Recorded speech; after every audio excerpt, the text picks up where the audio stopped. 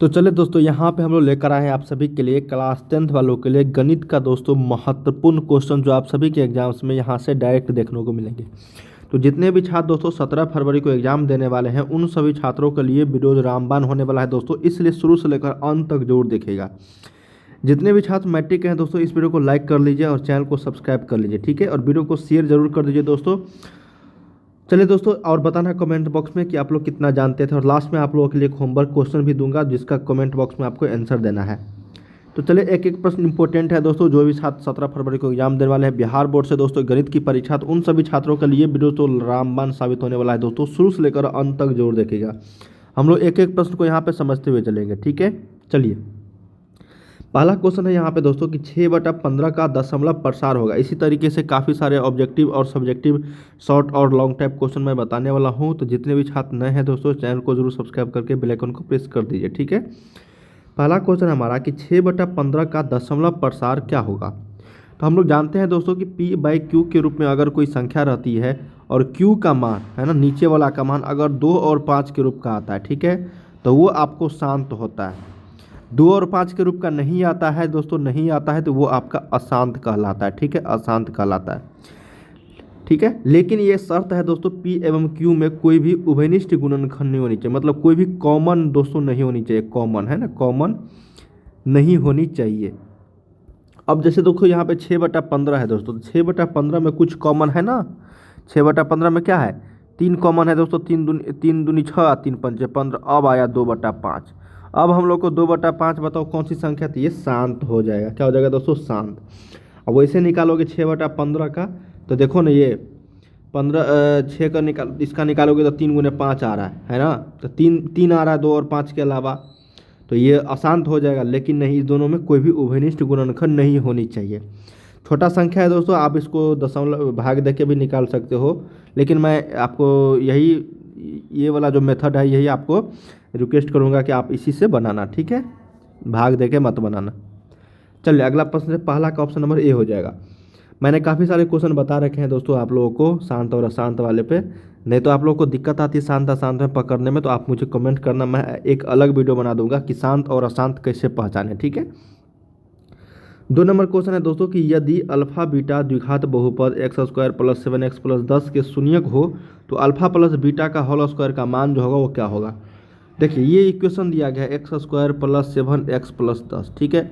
अब कहा गया है दोस्तों हमको कि अल्फा प्लस बीटा का होल स्क्वायर निकालनी है। तो हम लोग जानते हैं दोस्तों यहाँ से अल्फा प्लस बीटा का जो मान होता है वो -b/a के बराबर होता है।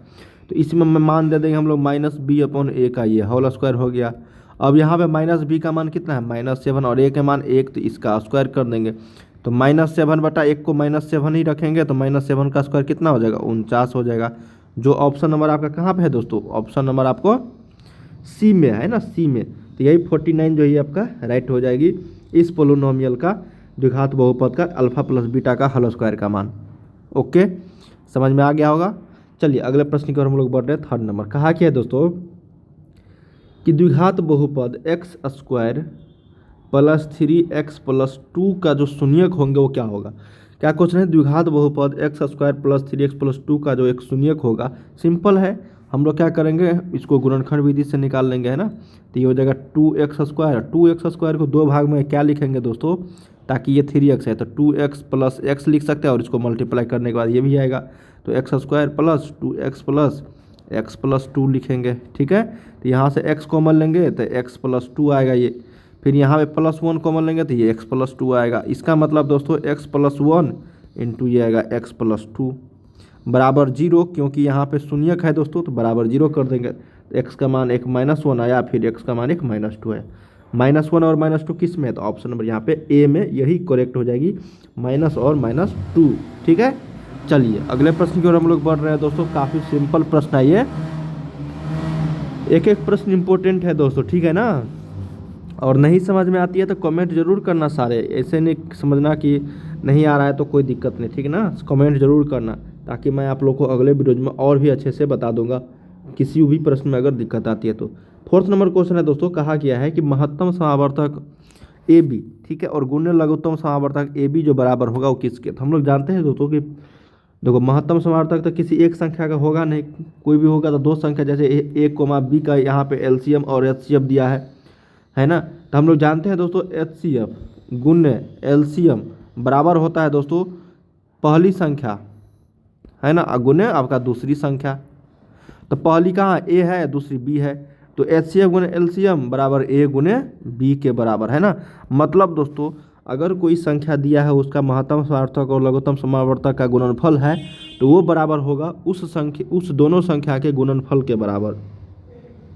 क्या होगा दोस्तों, उस दोनों संख्या के गुणनफल के बराबर। तो इसलिए ऑप्शन नंबर यहाँ पे डी जो है करेक्ट हो जाएगी। अगला प्रश्न देखते हैं। कहा गया है दोस्तों कि यदि 3 cot a बराबर 4 है तो साइन a का मान क्या होगा। क्या क्वेश्चन है दोस्तों कि यदि 3 cot a बराबर 4 है तो साइन a का मान, काफ़ी सिंपल है। तो यहाँ से cot a का मान हम लोग निकालेंगे 4/3 आएगा और साइन a का मान निकाल लो। इसको cot a का मान क्या होगा b/p, तो h निकाल लो भाई, तो h का मान यहाँ पे 5 आ जाएगा, तो साइन a का मान p/h, तो p 3/5। देखो ऑप्शन नंबर बी यहाँ पे सही हो जाएगी। सिंपल है, cot a का मान दिया है आधार बटा लंब, है ना, लंब बटा आधार होता है 10 का, तो उसका उल्टा हो जाएगा cot आधार बटा लंब। आधार लंब पता है तो कर्ण निकाल लेंगे, तो कर्ण हमको 5 आ गया। अब साइन a का मान लंब बटा कर्ण, तो लंब हमको 3 था, कर्ण 5 निकाला, 3/5, यही आंसर हो जाएगा ऑप्शन नंबर बी। चलिए दोस्तों अगले प्रश्न की ओर हम लोग बढ़ रहे हैं 6 नंबर।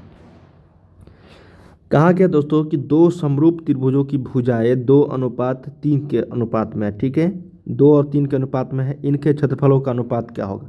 देखिए दोस्तों मैंने आप लोगों को बताया था दो समरूप त्रिभुजों की अगर भुजाएं 2/3 के अनुपात में है दोस्तों, तो क्षेत्रफल का जो अनुपात हो जाएगा, क्षेत्रफल का जो अनुपात हो जाएगा वो भुजा का स्क्वायर हो जाएगा। किसके, भुजा का स्क्वायर के बराबर, अनुपात के बराबर। तो दो का स्क्वायर 4 और 3 का स्क्वायर 9, तो 4/9 यहाँ पे आंसर हो जाएगी, जो ऑप्शन नंबर ए है। ये क्षेत्रफल का अनुपात हो गया, है ना। अगर क्षेत्रफल का अनुपात दिया जाए दोस्तों और भुजा का अनुपात पूछा जाए तो रूट अंडर में मान दे के, जैसे यहाँ पे 4/9 के अनुपात में रहता दोस्तों क्षेत्रफल का अनुपात, और भुजा का अनुपात 2/3 हो जाता। मतलब कहने का कि जब दो समरूप त्रिभुजों की भुजाएं आपको अनुपात में दिया है और उनका क्षेत्रफलों का अनुपात पूछा जाए तो सिर्फ और सिर्फ आपको क्या करना है, उसका स्क्वायर कर देना है, ठीक है। क्षेत्रफल के मामला में अगर क्षेत्रफल दिया है और भुजा दिया है तो सिर्फ और सिर्फ उसका रूट अंडर निकाल देना है। मैं आप लोगों को और भी क्वेश्चन बताऊंगा इस पर जब भी आएगा, तो काफ़ी सिंपल है दोस्तों इस तरह के प्रश्न। अगला कहा गया है कि बिंदु 3, I है ना, और B दिया है दोस्तों आपको 6, 4 के बीच की दूरी क्या होगी।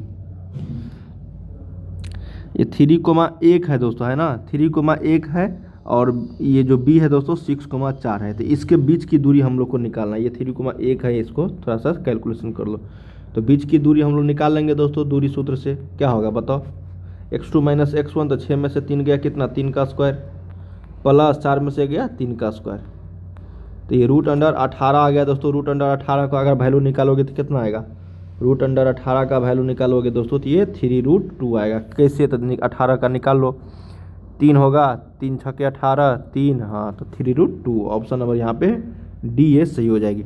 जोड़ा वाला को बाहर कर लेंगे, जिसका जोड़ा नहीं लगा उसको रूट में डाल देंगे, तो 3√2 आंसर आ जाएगी, जो ऑप्शन नंबर डी में है यहाँ पे करेक्ट। 3, 1 एवं B 6, 4 के बीच की दूरी यहाँ पे पूछा है, दूरी सूत्र से हम लोग निकाल लेंगे, काफ़ी सिंपल था। चलिए दोस्तों अगले प्रश्न की ओर हम लोग बढ़ रहे हैं। कहा गया दोस्तों कि 4, 5, 2, 0, 3, 2, 3 का बहुलक क्या है, बहुलक। तो मोड पूछा गया दोस्तों, हम लोग देखते हैं इसमें सबसे ज़्यादा बार कौन सा आया है। तो सबसे ज़्यादा बार यहाँ पे आया है आपको 2 और 3 दोनों आया है दोस्तों। क्या आया है, 2 और 3 दोनों आया है आपको 2 बार, ठीक है ना। तो 2 और 3 जब भी आए दोस्तों इस तरह के सवाल में हम लोग को पहले माध्यिका, बहुलक और ये आपको माध्य निकालना पड़ेगा, ठीक है। थोड़ा सा कैलकुलेशन लंबा हो जाएगा दोस्तों, है ना। बहुलक बराबर आप लोग को पता है ना, 3 माध्यिका -2 माध्य, बस इसी वाले फार्मूला पे आपको बैठानी है ना। इसको फार्मूला पर अगर निकालोगे दोस्तों तो इसका आंसर आपको ए आ जाएगा, मतलब 2 आंसर आ जाएगी। इसको जरूर कैलकुलेशन करो, मैंने आप लोगों को फार्मूला बता दिया दोस्तों, 3 माध्यिका -2 माध्य। सबसे पहले इसको माध्यिका निकालेंगे, उसका 3 जितना माध्यिका निकलेगा उसमें से 3 से मल्टीप्लाई करने के बाद फिर माध्य निकालेंगे और 2 से मल्टीप्लाई कर देंगे और घटा देंगे।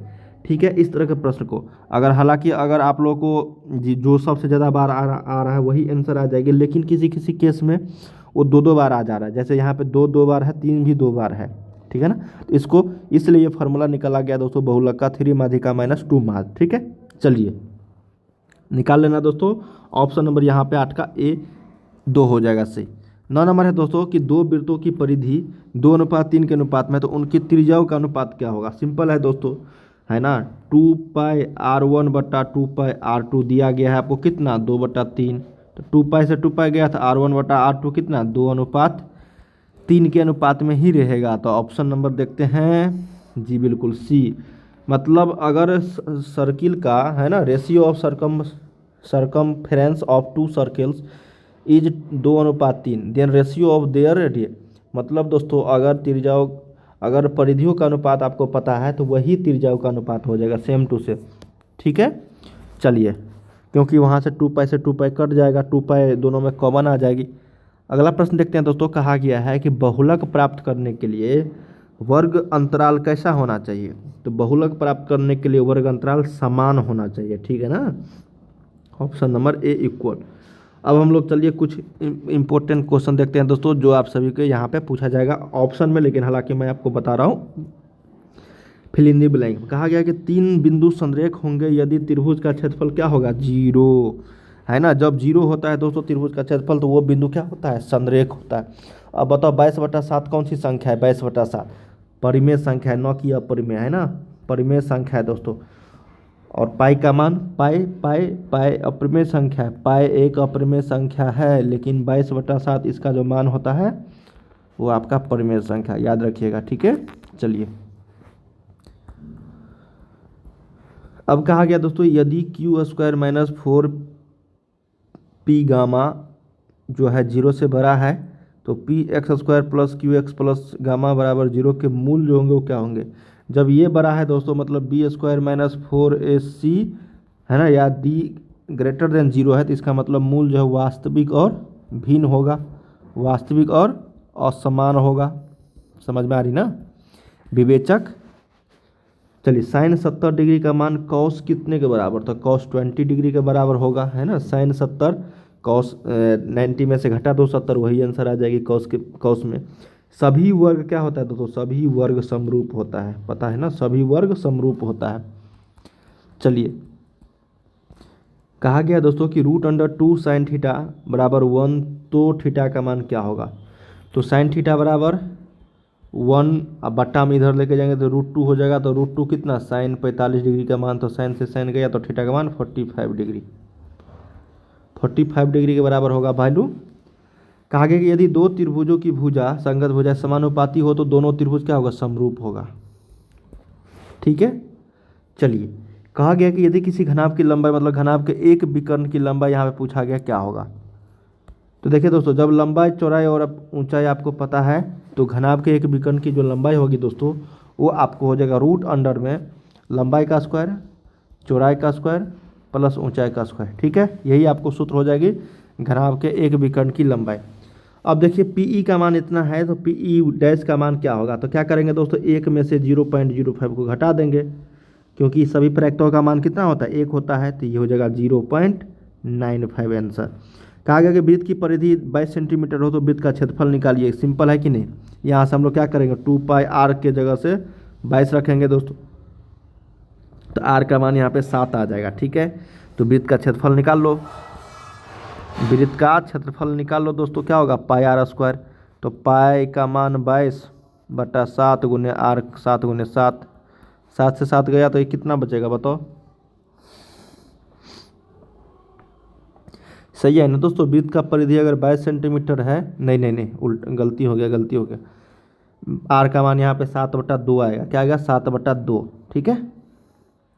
तो अब 7/2 इसमें वैल्यू देके कर लो, तो यहाँ से πr², r का वैल्यू 7/2 आया है, तो पाई का मान 22/7 गुने 7/2 गुने 7/2, ठीक है। 7 से 7 गया दोस्तों 11, मतलब 11 से 77/2, तो मतलब 38.5 सेंटीमीटर स्क्वायर।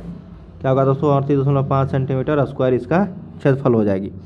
तो दोस्तों हम लोगों ने यहाँ पे टोटल 20 क्वेश्चंस किए हैं, बहुत ही इंपॉर्टेंट था दोस्तों, जो आप सभी को एग्जाम्स में यहाँ से डायरेक्ट देखने को मिलेंगे। ठीक है, तो अब हम लोग अगले वीडियोज में दोस्तों इसका शॉर्ट टाइप क्वेश्चंस करेंगे। आने वाले बहुत वीडियो है दोस्तों अभी, है ना। वीडियो को लाइक कर लीजिए, चैनल को सब्सक्राइब कर लीजिए, ताकि इसी तरीके से हम लोग जैसी न्यू वीडियो लेकर आऊँगा नोटिफिकेशन मिलते रहेंगे। ठीक है, एक एक प्रश्न मैंने आप लोगों को डिटेल्स में बताया है दोस्तों। अगर किसी भी प्रश्न में थोड़ा सा भी दिक्कत आ रही हो तो ज़रूर कमेंट किया कीजिए।